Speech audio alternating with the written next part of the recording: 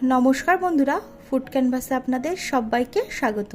आशा करछि आपनारा सबाई खूब भालो आछेन। आज आमी आपनादेर संगे काकड़ा कषार रेसिपिटी शेयर करब। एटा गरम भातेर साथे खेते किन्तु दुर्दान्त लागे। आसुन देखे नेওয়া যাক आमार आजकेर भिडियोटी। काकड़ा कषा बानानोर जोन्नो आमी एखाने चारटे माझारी साइजेर काकड़ा निয়েছি। काकड़ाटाके धुए केटे भालोभाবে পরিষ্কার করে নিয়েছি। প্রথমে কাকড়াটাকে ম্যারিনেট করে নেব। এর মধ্যে দিয়ে দিলাম 1 টেবিল চামচ আদা রসুন আর কাঁচা লঙ্কা বাটা, হাফ চা চামচ দিলাম হলুদ গুঁড়ো, হাফ চা চামচ লঙ্কা গুঁড়ো, হাফ চা চামচ জিরে গুঁড়ো আর হাফ চা চামচ ধনে গুঁড়ো, সামান্য একটু লবণ দিয়ে দিলাম আর দিচ্ছি 1 টেবিল চামচ সরষের তেল। এবার সমস্ত মশলাটাকে কাঁকড়ার সঙ্গে খুব ভালোভাবে মাখিয়ে নিতে হবে।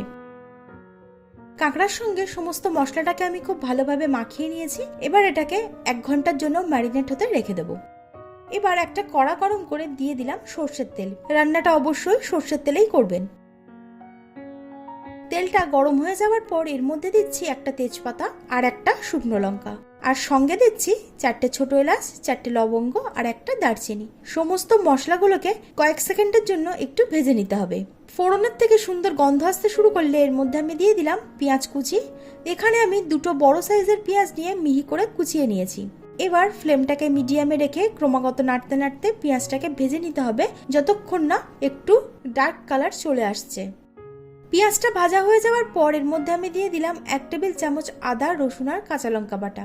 এবার এই মশলাটাকে খুব ভালোভাবে ভেজে নিতে হবে যতক্ষণ না এর কাঁচা গন্ধটা চলে যাচ্ছে। মশলাটা একটু ভেজে নেওয়ার পর এর মধ্যে আমি দিয়ে দিলাম একটা টমেটো কুচি।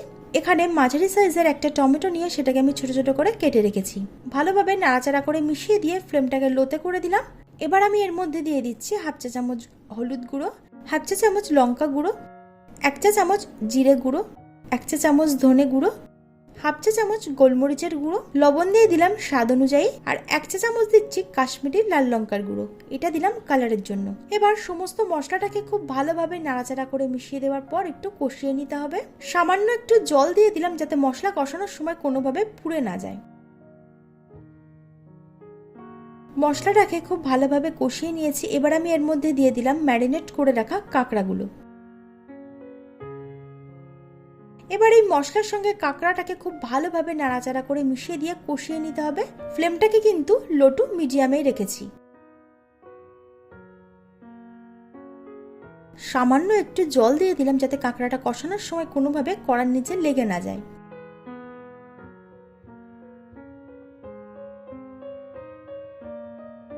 প্রায় 10 থেকে 12 মিনিট ধরে লো টু মিডিয়াম ফ্লেমে রেখে কাঁকড়াটাকে কষিয়ে নিয়েছি।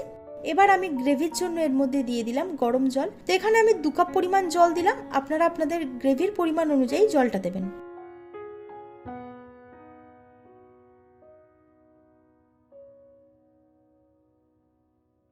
সামান্য একটু চিনি দিয়ে দিচ্ছি টেস্টটাকে ব্যালেন্স করার জন্য। লবণ যেহেতু আগে দুবার দেওয়া আছে সেই জন্য লবণ দিলাম না, তবে আপনারা একটু টেস্ট করে দেখবেন, যদি প্রয়োজন হয় তাহলে আবার একটু দিয়ে দেবেন। এবার ভালোভাবে নাড়াচাড়া করে মিশিয়ে দিয়ে ঢাকনা চাপা দিয়ে লো টু মিডিয়াম ফ্লেমে 7 থেকে 8 মিনিটের জন্য রান্না করে নেব। 8 মিনিট পর ঢাকনাটা সরিয়ে দিয়ে এর মধ্যে দিয়ে দিচ্ছি হাফ চা চামচ গরম মশলা গুঁড়ো আর দিলাম দুটো চিড়ে রাখা কাঁচা লঙ্কা। ভালোভাবে নাড়াচাড়া করে মিশিয়ে দিলাম। দিয়ে আবারও আমি ঢাকনা চাপা দিয়ে 5 মিনিটের জন্য লো ফ্লেমে রান্না করে নেব।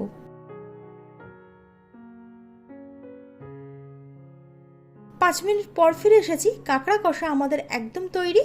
এই রান্নাতে গ্রেভির পরিমাণ কিন্তু খুব বেশি থাকবে না, এটা ঠান্ডা হয়ে যাওয়ার পর আরো একটু টেনে যাবে। এবার আমি ফ্লেমটাকে বন্ধ করে ঢাকনা চাপা দিয়ে আরো কিছুক্ষণের জন্য স্ট্যান্ডিং টাইমে রেখে দেবো। তৈরি হয়ে গেল দুর্দান্ত স্বাদের কাঁকড়া কষা। এটাকে আপনারা গরম ভাতের সঙ্গে পরিবেশন করতে পারেন, খেতে অসাধারণ হয়। আজকের রেসিপিটি আপনাদের কেমন লাগলো অবশ্যই কমেন্টে জানাবেন।